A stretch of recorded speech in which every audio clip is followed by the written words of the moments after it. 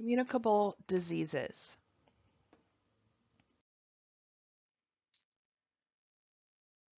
In the United States, there are more chronic diseases such as heart disease, cancer, strokes.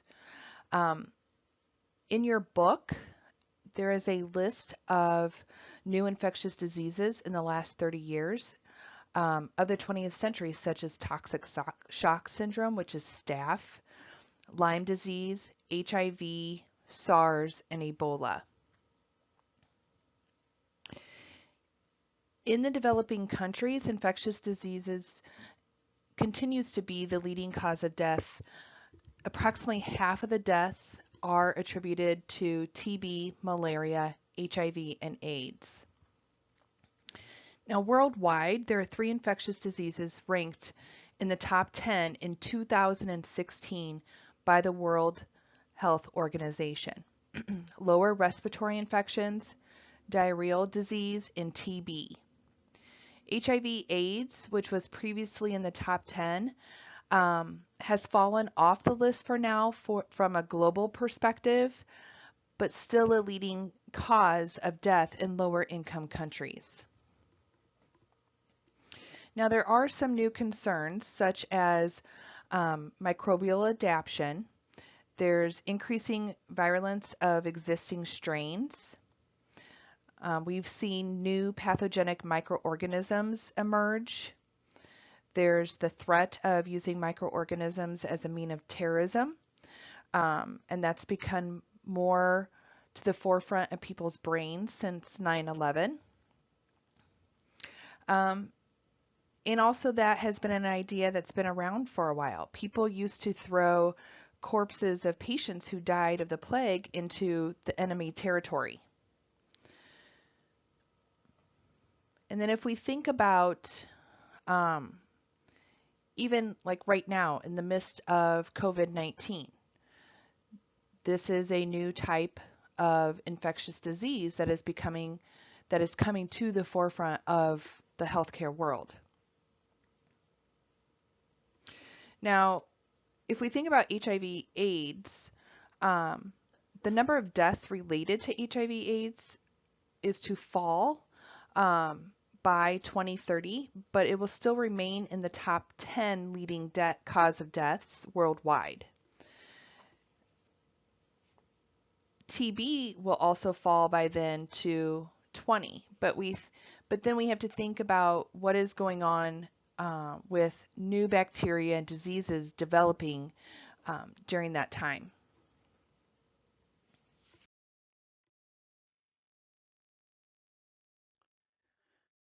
So this is looking at the chain of infection.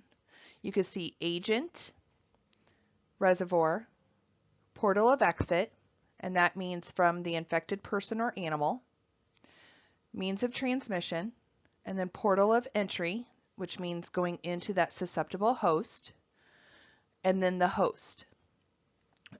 So the agent, that's the microbe that causes the disease. This is the what. Infectious agents are biological agents, active living things that cause the disease. So what are some examples? Bacteria, viruses, fungi, protozoa, helminths. Then we have our environment, which is also our reservoir. So this includes those external factors that cause or allow the disease to transmit. So this is the where. Environmental reservoirs of infectious agents can be humans, animals, plants, insects, soil, and water. Note that hosts can also become or be considered a reservoir. Reservoirs have portals of exit. Hosts have portals of entry. So what are some examples of portals of exit and entry? Here we can say skin, respiratory tract, genital tract, conjunctiva, And then we also have the vertical transmission from parent to offspring.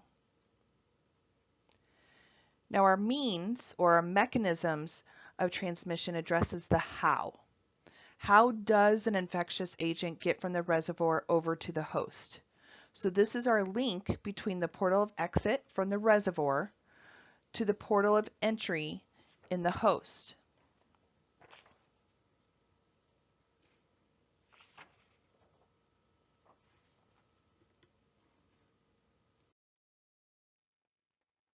So here are some terms that we need to know. So the first one is incubation period. So if an infectious agent enters the host and then begins to multiply, an infection occurs. The time between the exposure to the infectious agent and the manifestation of symptoms, that is referred to the incubation period. So each type of infection has its own incubation period, but that can change depending on the host. So an example of that is some people don't show signs and symptoms of influenza, where others start showing symptoms 24 to 72 hours after exposure.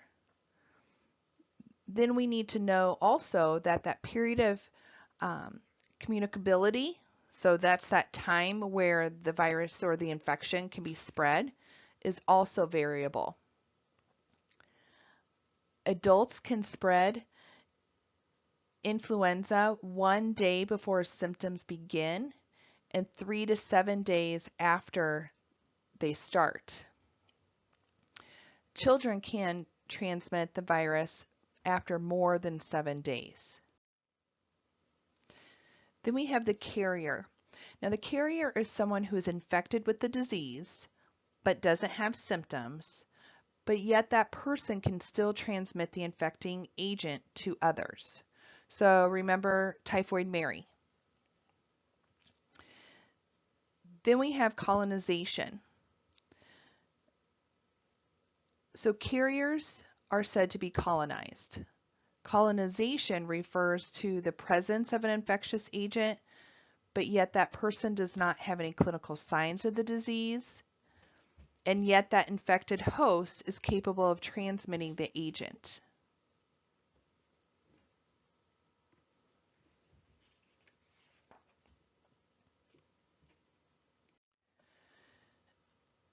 Now with many infections, when there is that presence without signs and symptoms,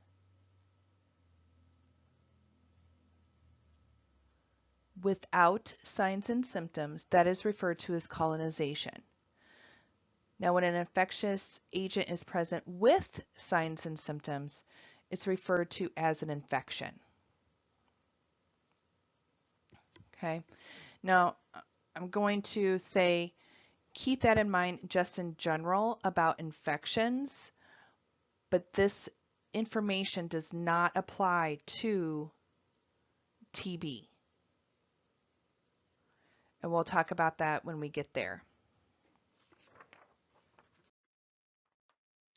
So modes of transmission.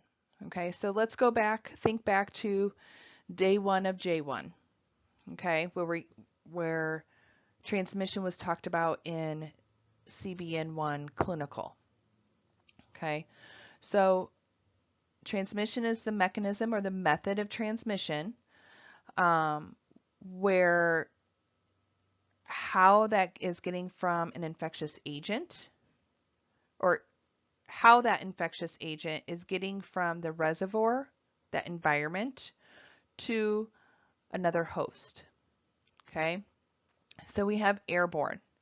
This is where those organisms are carried in the air in small particles at distances that exceed a few feet. Okay, so examples of this is TB, chickenpox, and aspergillus. Now from the CDC, airborne spread happens when that germ floats through the air after a person talks, coughs, or sneezes. So these germs can be inhaled even after that original person is no longer nearby. that direct contact with the infectious person does not need to happen in order to get someone else sick. Direct transmission. This is body surface to body surface, and when there is physical transfer of microorganisms between a susceptible person and an infected or colonized person. So an example of this is STIs. Indirect. No person-to-person contact is needed. So the contact instead is with an intermediary such as a fomite. So doorknob, table, or it can be with a vector, so a mosquito. So an example of this is malaria. And then we have droplet. So theoretically, droplet transmission is a form of contact per se between some sources, but mechanism of transfer. Let me go back. So droplet, from some sources, it's considered a form of contact, but that mechanism of transfer is a little bit different. So here we have large particles that travel in the air, but they're short distances. So usually it's less than 3 feet. So consider it to be heavy. So this still could be from a cough, sneeze, or talking, and that particle is propelled less than 3 feet through the air and then deposited in or on the conjunctiva, nasal mucosa, or mouth. So think of it as being heavy, and it just goes a short distance and drops. So examples of this are measles and influenza.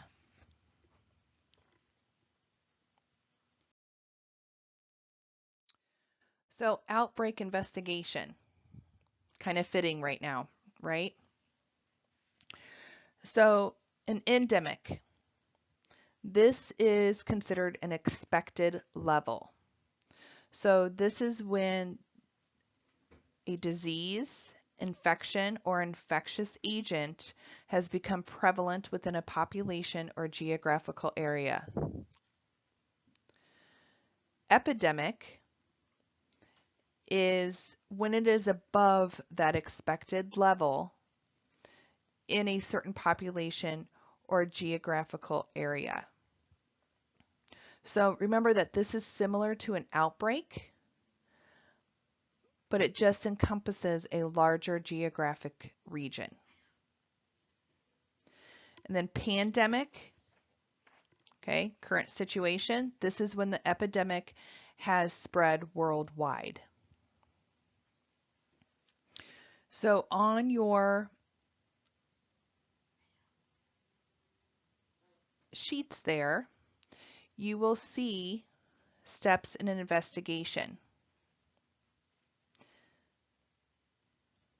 And I believe in the new text, it's still box 14.3, and I believe the page is 303.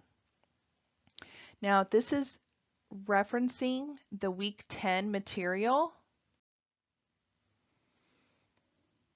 So this is referencing that week 10 material. It's a little bit different in this new chapter. So we're going to keep it simple and refer back to week 10. Okay, so we're going to go with what you initially learned. So remember, establish the outbreak. Okay, so establish that an outbreak exists. So we need to make a comparison between expected levels and the current incidence of cases. So we're going to look at local data, potentially. Then we're going to characterize the cases by person, place, and time. So looking at those different variables, so we're comparing the characteristics of those who develop the infection and those who don't. Then we're going to formulate and test a hypothesis. So we're going to consider what could be causing the outbreak. Implement control measures.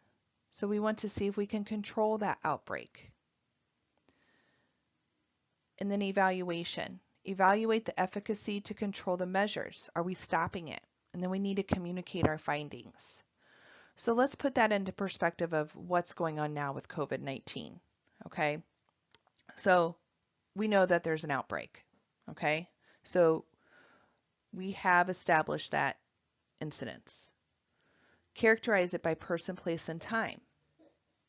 So we're looking at the comparison of what's going on in New York City versus Illinois. Putting that implementation in place of stay at home, wearing masks now out in public. So we're testing that hypothesis essentially. We're measuring, we're putting control measures out there. We're trying to bend that curve a little bit. And then we're constantly evaluating, are we seeing progress? Are we seeing changes?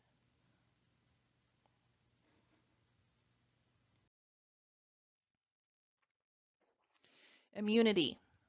So immunity is a physiological process that provides an individual with protection or defense from a disease. So active immunity, that is immunity that develops after the intro of a foreign antigen that then results in that body mounting an immune response and producing antibodies. So this exposure can be accomplished by actually having the disease or receiving an immunization.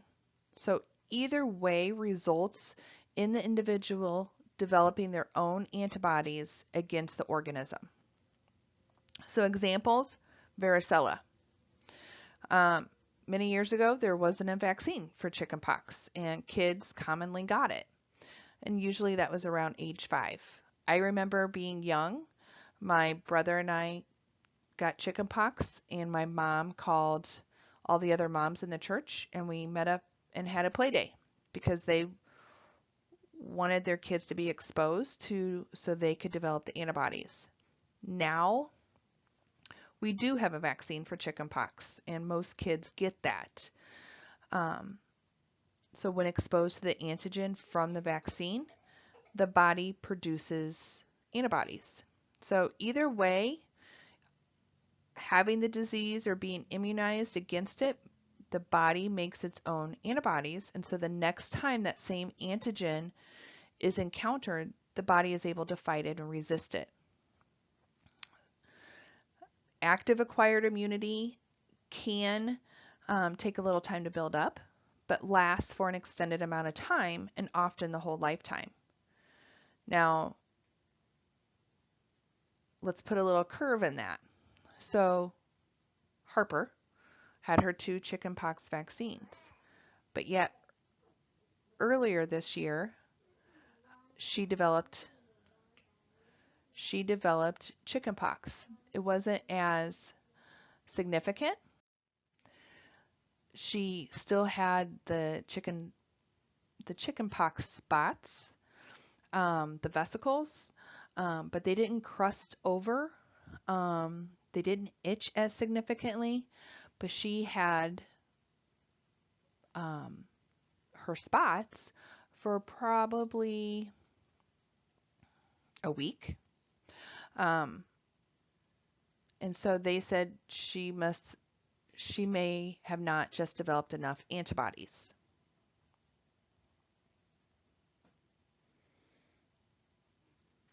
Passive acquired.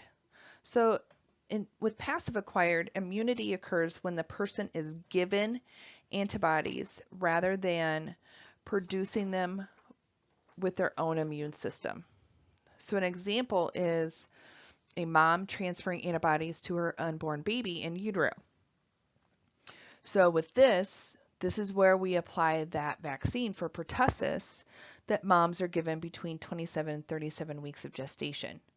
So there, the antibodies are passed to the fetus, and then after birth, the baby has some degree of protection to kind of hold them over until they're at that age to receive the vaccine themselves.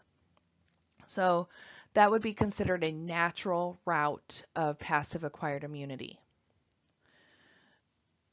Another example would be giving a person injection or transfusion of antibodies, and so that would be considered the artificial route. So there's some instances where this is called for, such as after a tetanus exposure, when that person has no prior vaccination and a rapid immunity is needed. A second example is antivenom. So person has a snake bite and needs that antivenom. And so that antivenom is basically antibodies to various types of poisonous snakes. So in the event that somebody is bitten, there's not enough time for the body to make its own antibodies. So we have to give it a hand, give that body some help, and essentially give them some. With that, that onset of protection is very quick, but it's also quick to fade away. And so that's another big difference between passive and active. Passive acquired immunity usually lasts a shorter amount of time, usually only a few weeks, months, compared to active acquired immunity, which can be lifelong in some instances. Then we have herd immunity. And this is something that we've kind of watched. That's kind of helped the people that don't get vaccinated protected. So with herd, there's that presence of a large number of people being immune in the community decreases the overall chances of contact between an infected and susceptible individual. So basically this states that if enough people are protected, the unprotected or the unvaccinated are still safe.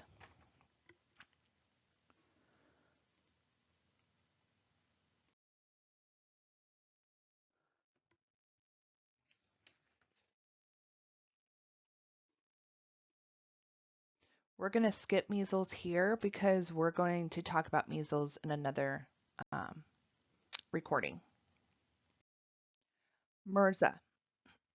So MRSA stands for methicillin-resistant Staphylococcus aureus. So many of you have already heard about it. And you've probably already taken care of at least one patient during your time here that has had this type of infection.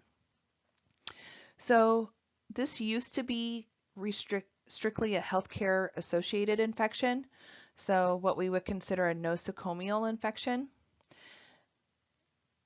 Now, community acquired MRSA, okay, CA MRSA, that is what occurs in a healthy person with no hospitalization or medical procedure in the past year.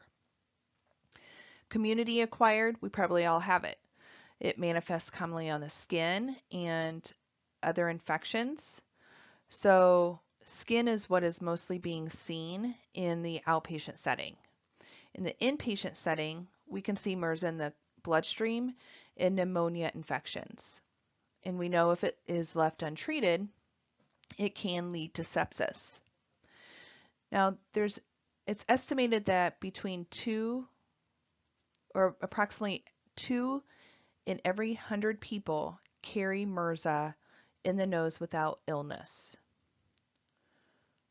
About 1 in 3 carry other types of staph in the nose without illness.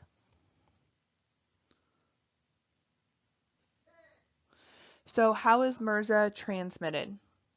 In the community setting, where skin manifestations are most common, this happens due to contact with an infected wound or sharing personal items, such as towels, razor. It's highly contagious.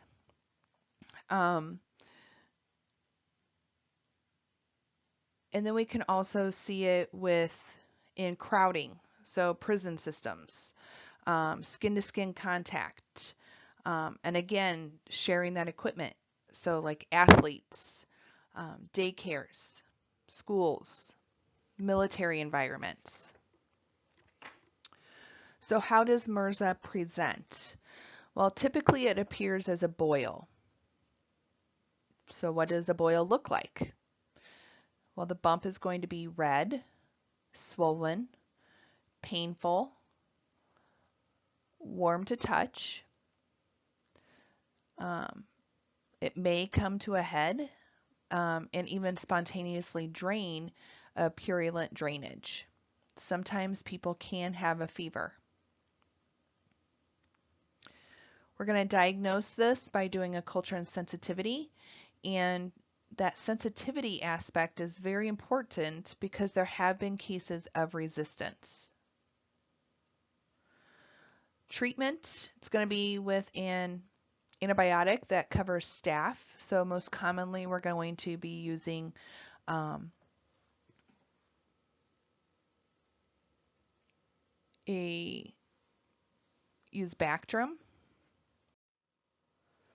which is sulfamethoxazole trimethoprim. We can also use clindamycin and tetracyclines as long as that sensitivity is demonstrated.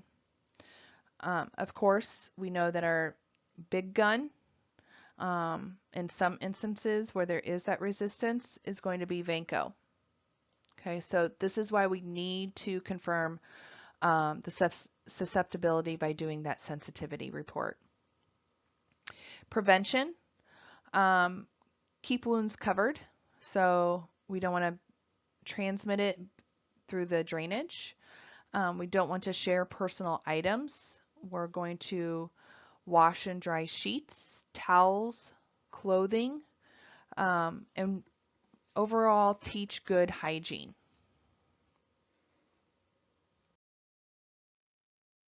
Scabies. This is the human itch mite. Okay. What happens in scabies is that adult female mite burrows into the upper layer of the skin and deposits eggs and defecates.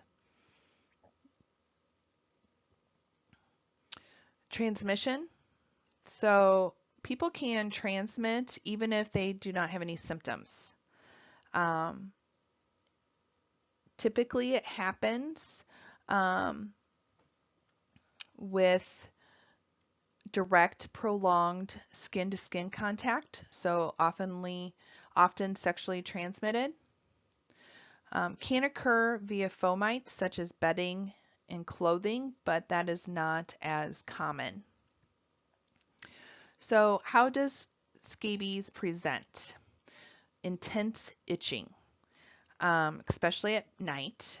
That's usually the earliest and most common symptom of scabies.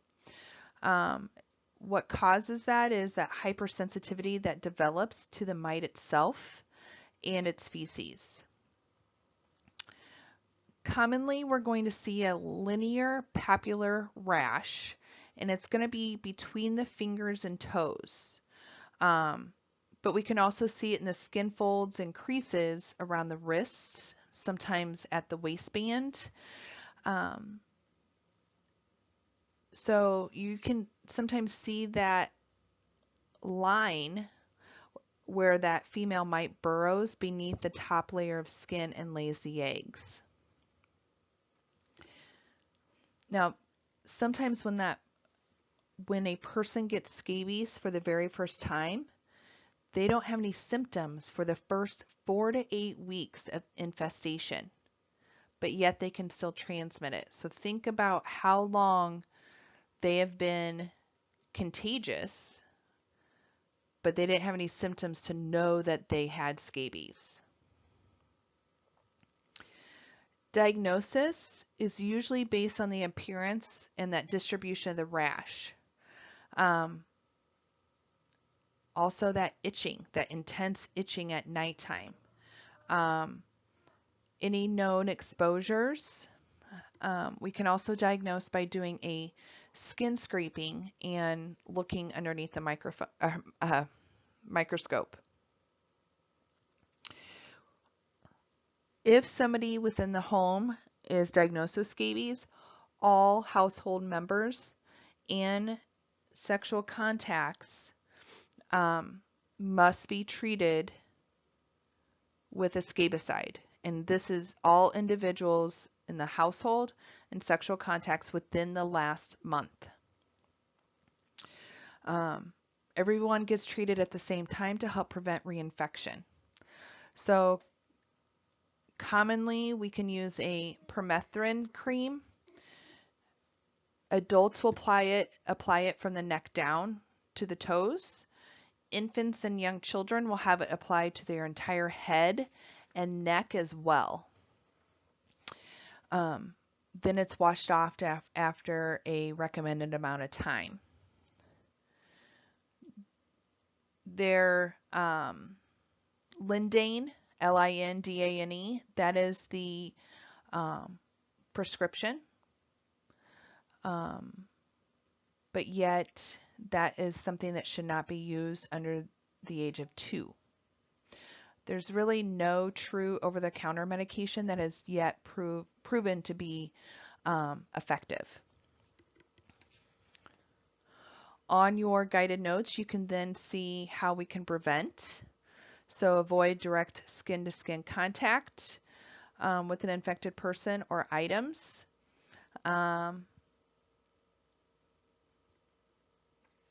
How bedding and clothing worn or used next to skin anytime during the 3 days before treatment should be machine washed and dried using hot water and hot dryer cycles. If something can't be washed or dry cleaned, putting it in a plastic bag for several days to a week, because the scabies mites can't survive more than 2 to 3 days away from human skin. Now, something that is very important to tell people is that itching can continue for a few weeks post-treatment until the layers of skin that have the dead mites and their feces is shed. So this is related to the hypersensitivity reaction from the mites. Now, but if that itching is present for more than 2 to 4 weeks after treatment, then they need to see their healthcare provider because they may be possibly reinfected.